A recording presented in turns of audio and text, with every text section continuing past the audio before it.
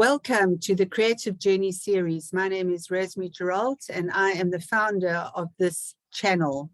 My mission is to share as many inspiring stories that I possibly can, and our guest today is no exception. His story began when at the age of 8, a beekeeper on their farm gave him a beehive. So without further ado, I would like to welcome Justin Reynolds. Hi, Rose. Thank you for having me.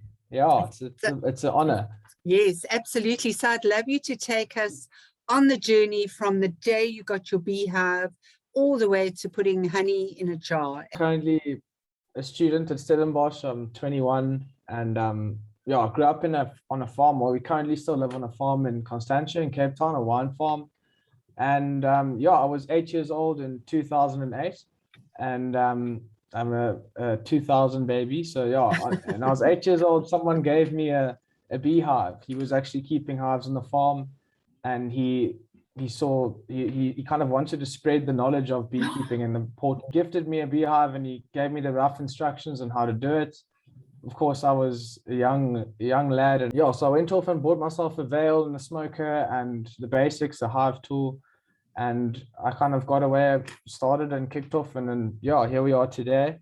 I've got a few hives. I mean, I've had my ups and downs. Yeah. I'm currently only on about 10 hives, and I kind of like to just keep it there. I don't plan on expanding too much. How much time do you spend, say, in a month on tending to your beehives? How much time?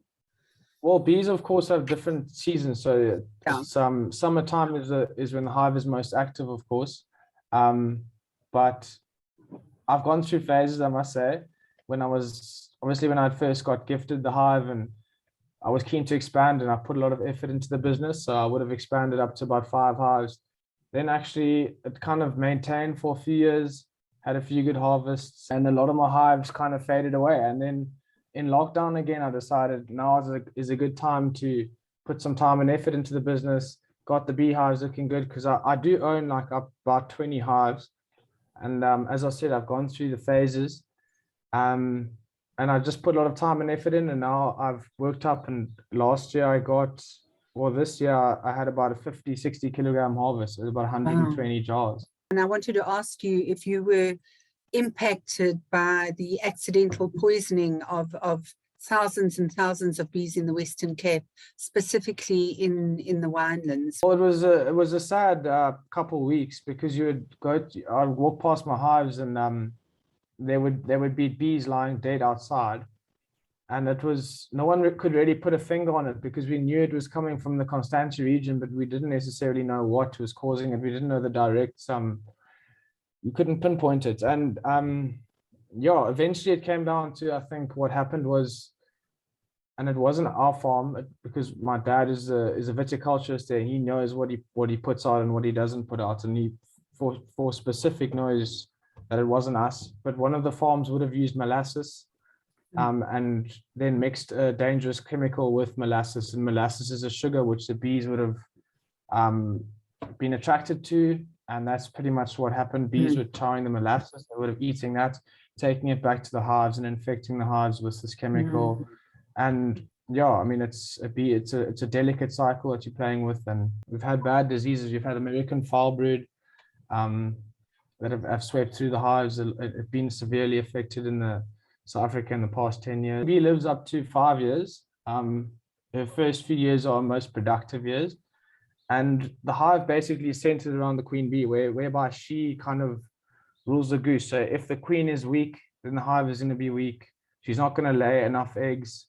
And this is going to drastically affect the performance of the hive and the honey production. Queen bees lay up to 2,000 eggs a day, which is crazy to think about. How many bees that is.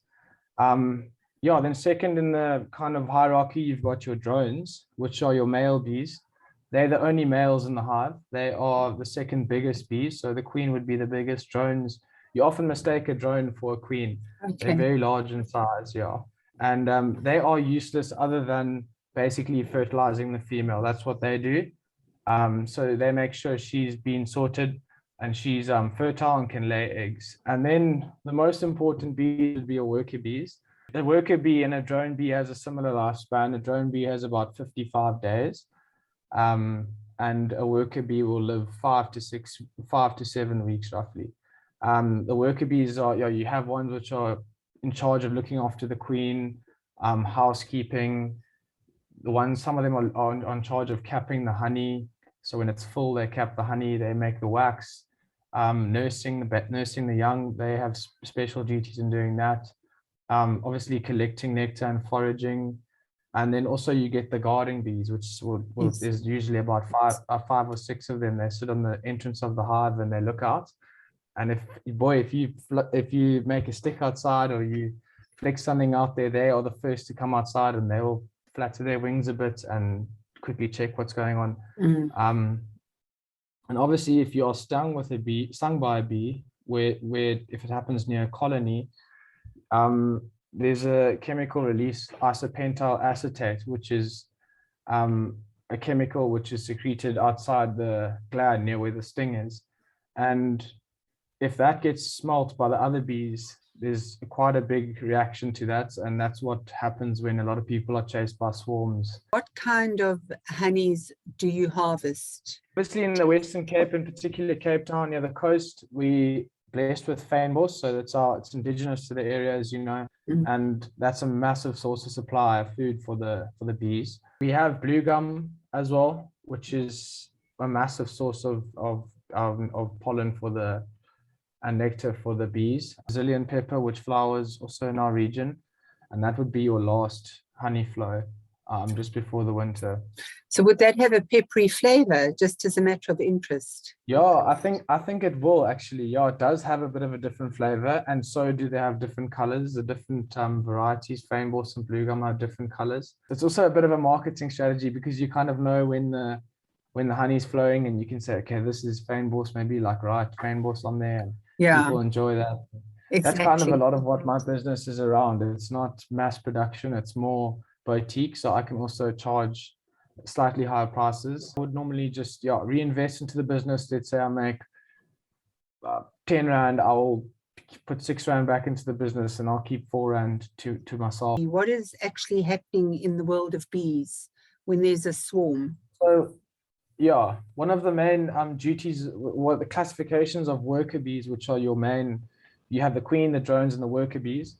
One of the subsections there is a scouter bee. So basically his only job in the hive is just to look for potentially new places to stay. Propolis, it's very, very sticky, and you can roll it up into a ball. And if you take propolis and you smear it into the inside of the hive with a burner, so you burn it, you melt it, and you smear it in the hives.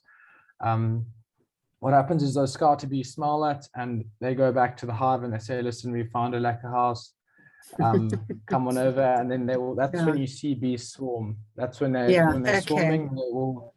And people often get scared of swarms. They see a swarm on the tree, oh no, bees are going to sting you. But when they're not under threat, they will never ever harm another person. So you can imagine that swarm is now basically lost. They've busy moving to another house. They won't harm anyone. So a lot of the guys that do bee removals keep beehives, so they will do, or most of them, so they will do bee removals.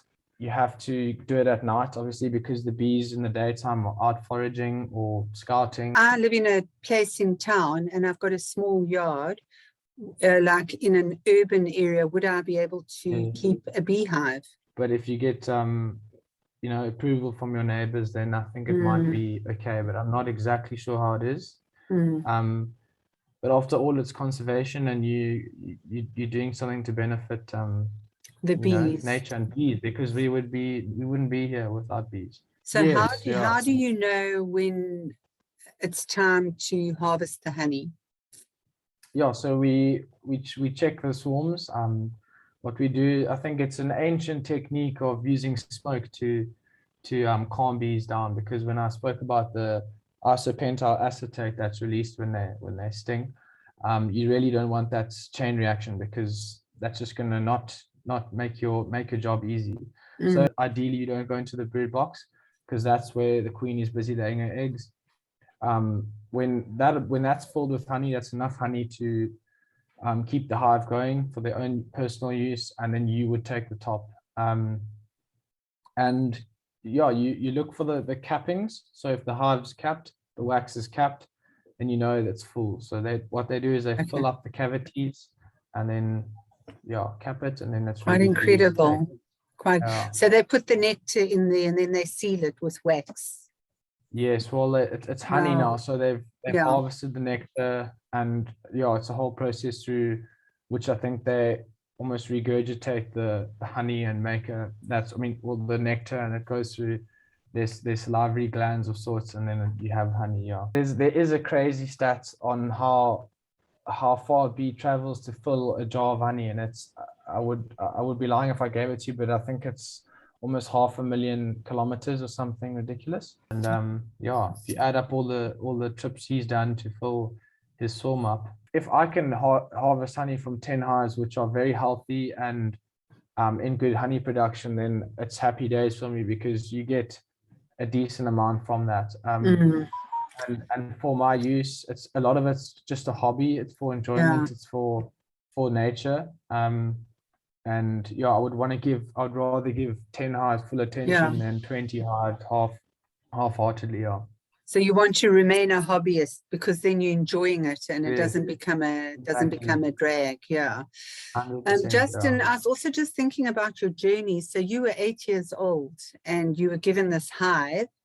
Who supported you on this journey? Who mentored you? Or did your dad help you? Did you read books? Or how did you get to where you are today with 10 hives?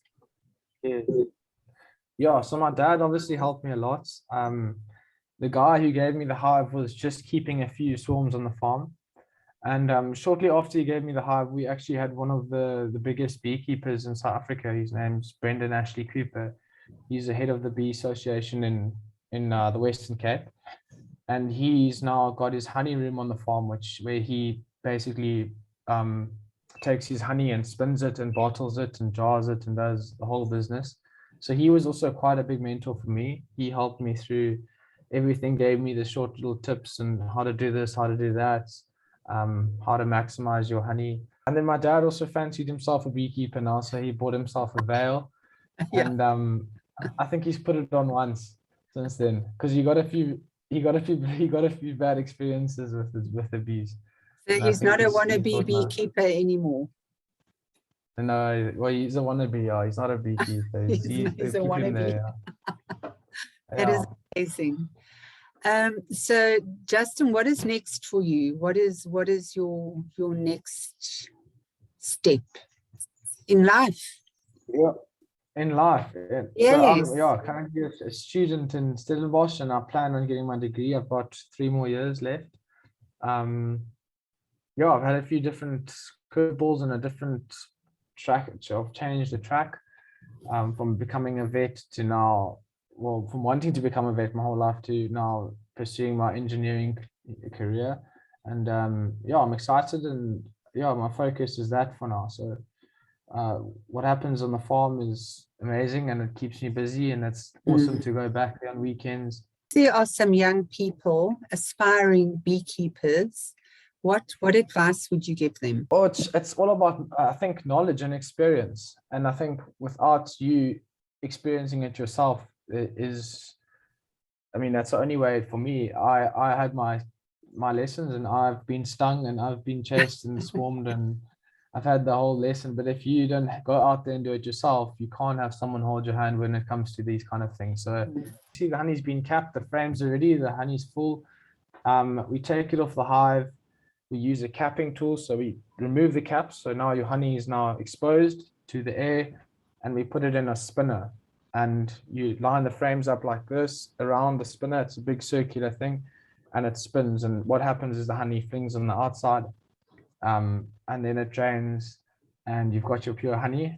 Whereas if you get pure honey, raw honey, and after a few months, it's gone to crystallization form and crystallized form, and you now can put it on your toast. And if you want it in a liquid form again, you're gonna have to then heat it. But so what the whole story is that pure honey is very rare. Actually, it's quite sad, actually.